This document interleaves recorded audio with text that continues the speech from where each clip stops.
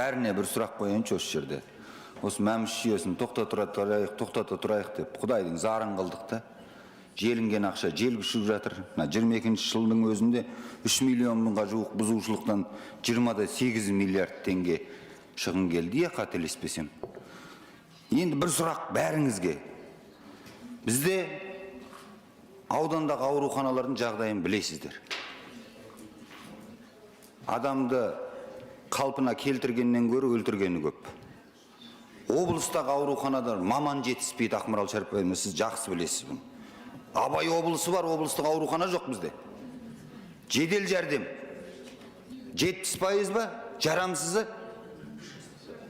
70 қой, 68-де бірдеңе. Қазақстан бойынша 70%-ға жуық жедел жәрдем жарамсыз. Дәрі-дәрмек жоқ, жетпейді. Президент тапсырма берді, әділетті Қазақстан құруымыз керек деп.